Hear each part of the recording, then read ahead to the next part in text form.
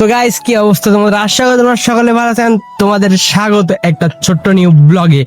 তো আজকে আমি কোন গ্রামে আছি, কি করছি, সবকিছু এই ভিডিওতে তুলে ধরার চেষ্টা করবো, এন্ড এই গ্রামের সৌন্দর্য তুলে ধরার চেষ্টা করবো। তো লেটস বিগিন ভিডিও স্টার্ট।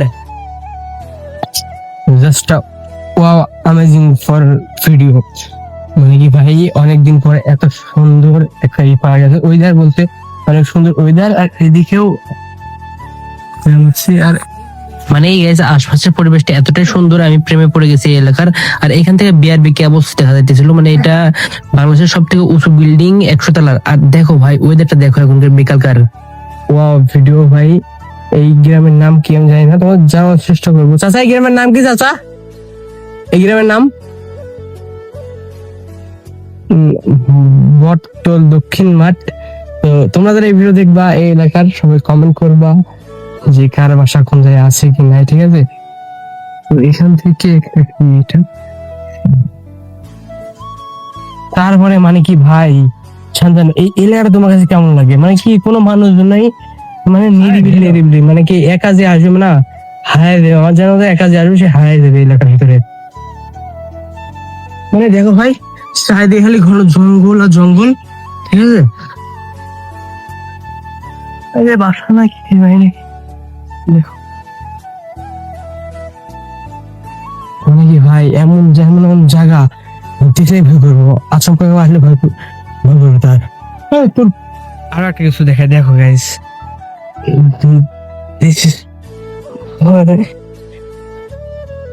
মানে কি ভাই, অনেকদিন পর এত সুন্দর একটা করা ওয়েদার দেখছি। তোমাদের প্রশ্ন আমার পাশে এটাকে এটার পরিচয় করে দিই।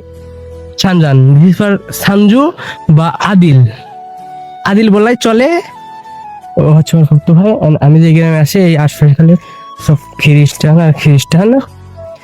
এই গ্রামের চার্চও দেখাচ্ছে, কত কত চার্চ এদের। মানে আমি সামনে আসি, আমার সামনে সেই খ্রিস্টানদের চার্চ নাকি বলে, ওইটা তোমাদের দেখার। চলো, জানি না ভেতরে তার পারমিশন দিবে কি দিবে না। চলো।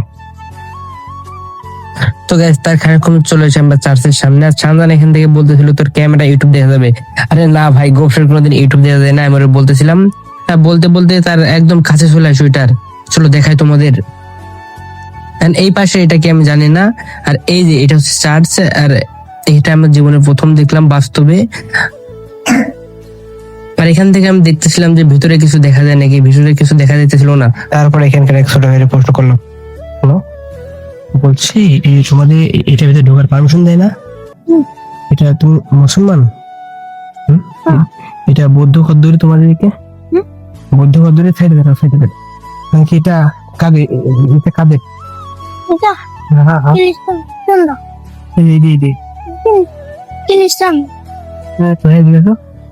মানে ঢোকার পারমিশন কি কম দেয় না এটার ভিতরে? জানো না? বুদ্ধ কোন এটা? এটা খ্রিস্টানদের। খ্রিস্টান কারা এখানে? এটার ভিতরে যারা সবাই খ্রিস্টান। এটার ভিতরে বাসা, এটার ভিতরে বাড়ি, এটার ভিতরে মানুষজন আছে। এটা বাড়ায় না? বাড়ায়। তোর নাম কি? হ্যাঁ, তোর নাম কি? রুয়ান। তো গাইস, তারপর ছোট ভাইরে জিজ্ঞাসলাম যে কিনা ওই পুরা এলাকায় মুসলিম, খালি ওই রুমটার ভিতরে, মানে ওই এরিয়াটুকুর ভিতরে যতগুলো বাড়ি আছে, বাউন্ডারি আছে, বাউন্ডারির ভিতরে যেইগুলো বাড়ি আছে খালি ওরাই খালি খ্রিস্টান, বাকি ইনশাল্লাহ সবাই মুসলিম। তো চলো ভিডিও স্টার্ট। তোমাদের আরো কিছু দেখানোর চেষ্টা করি। চলো আরো দেখা, দাঁড়াও, সামনে একটা দোকান আছে।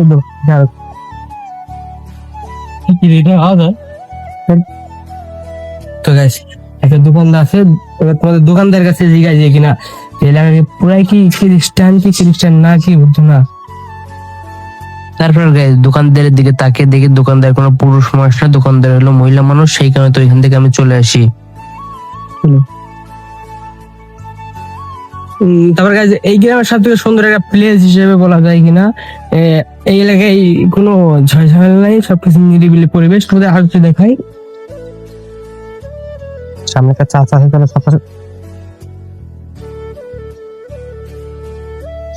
চাচা ক্যামেল পাওয়া যাবে?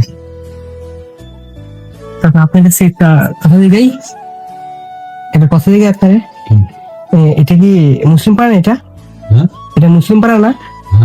ওই যে ওইটা এই বড় ঘর দেখলাম, ওইটা কি খ্রিস্টান? মানে কি ওই রুমের ভিতরে যতটি মানুষ আছে ওই বন্ডের তারা সবাই খ্রিস্টান, ওরা কেউ বাইরে বাইরে না? বাড়া মাঝে মাঝে মাঝে বাড়া আমাদের বাড়াই। মানে কত ঘর হবে এর ভিতরে? আর মুসলমান কেউ ঢুকে নেই? ওখানে ঘরটা বুঝিনি, ওখানে বিল্ডিং করা আছে, বেশ কিছু লোক থাকে। বেশ কিছু লোক থাকে। তো এখান থেকে চাচার সাথে কথা বলে তো আমরা চলে যাই সব থেকে সুন্দর জায়গা বা বড় লোক জায়গায়। তারপরে গেছে এখন আছি এই এলাকার সব থেকে বড় লোক এলাকা বা বড় লোক বাড়ির সামনে, রাস্তা দেখাই।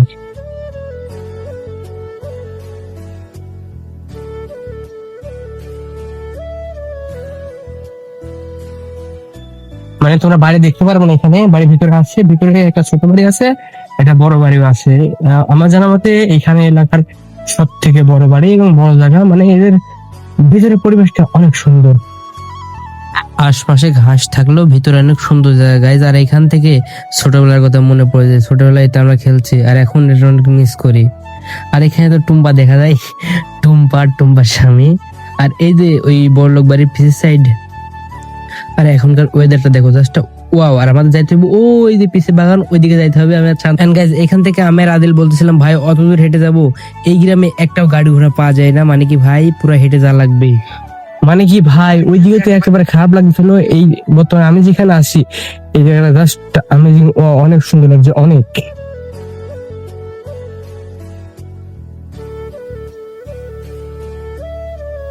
তারপর ভাই ভিডিও গেম বহুত দূর চলে আসছি, অনেক দূর। একটা জিনিস স্বাদ উঠে গেছে এখনই। তারপর ভাই এই জঙ্গলটা দেখে আদিল বলে ভাই এখানে ভূতের একটা ভিডিও বানালে কেমন হয়, মানে অনেক ভয়ঙ্কর বাগানটা।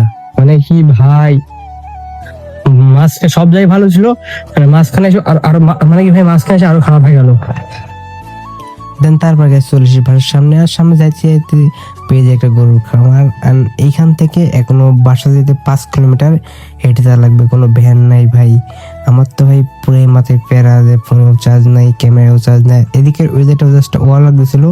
আগে এখানে আমি ধান লাগাইছি এখনই, আর আশপাশে পাট ছিল, পাট হয়ে গেছে। আর এখান থেকে বিআরবি দেখা যাচ্ছিল, বিআরবি কেবল ছিল, বিআরবি ফ্যাক্টরি।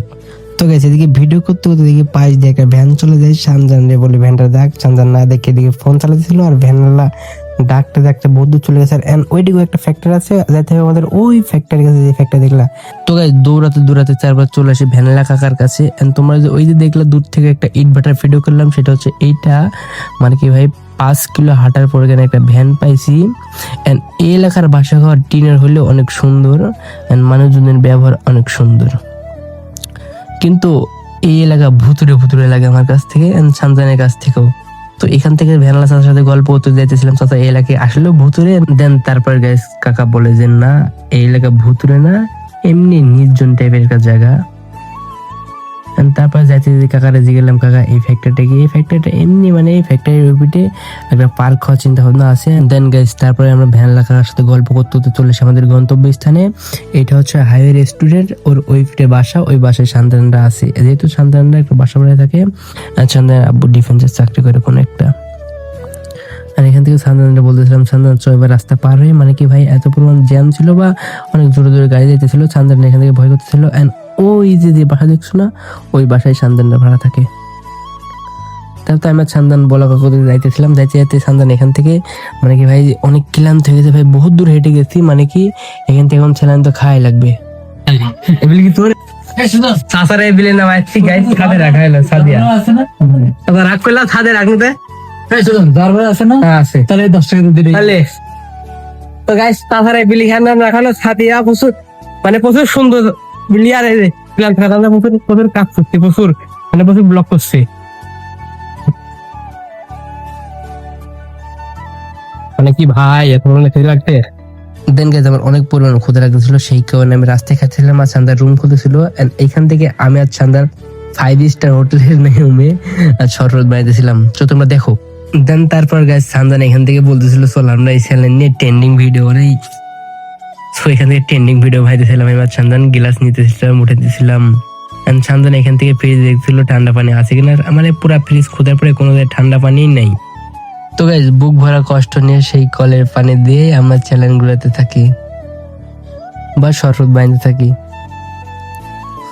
এখান থেকে সান্তান 2 গ্লাসের সম পরিমাণ পানি নিয়ে নেয়, আর এইখান থেকে ওই স্যালাইন কাটে, মানে ওই সব কিছু করে, আমি খালি শুয়ে শুয়ে খাইতেছিলাম বলতে অন্য একটা কিছু খাইতেছিলাম, সেটা আমি ভিডিও করতে পারি নাই, সো সরি। দেন তারপরে এখান থেকে আমি আর সানজান গরিবের শরবতের দোকান ভেবে এখান থেকে নিজেরাই শরবত বানিয়ে খাইতেছিলাম বা 5 স্টার হোটেলের শরবতের ফিল নিতেছিলাম। তো গাইস কথা হলো যে রেস্টুরেন্টে যাওয়ার টাকা নাই, তাই ঘরোয়া পদ্ধতিতে আমি আর আমার ফুটতো ভাই চেষ্টা করলাম কেমন হয়। সানজান টেস্ট কেমন সানজান? চলে আর কি। আর আমি দেখি কেমন। কেমন কত এটি ঘরোয়া পদ্ধতি যাক ভালো আছে, চলে। নিজেরা বানাইছি চলে। একটা দোকান দিলে কেমন হয় গাইস? ভাবছি একটা দোকান দেবো। সানজান এই দোকান দিলে কেমন হয় একটা শরবতের? ভালো হয়তো, তুই দিয়ে দেখ। মানে কি guys, এখান থেকে আমার অনেক ক্ষুধা লেগে যায়, সেই কারণে শরবত খাওয়ার পর আমি আপেল খাইতেছিলাম, এন্ড সানজান ওইদিকে চা বানাইতেছিল। এন্ড তারপরে guys, এখান থেকে তো সানজান চা বানিয়ে চলে আসে, আর সানজান আমি এখান থেকে মজা করতেছিলাম and গান বাজতেছিলাম।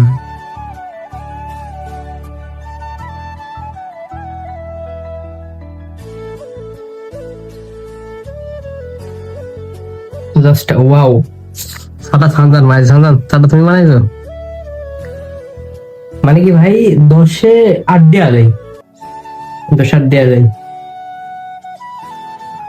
আর 2 থাকতো যদি বিস্কুট থাকতো। কি তারপরে guys, এখান থেকে আজকের মতন ব্লগ বাদ দিলাম, দেখা হচ্ছে অন্য এক ব্লগ ভিডিওতে ইনশাআল্লাহ।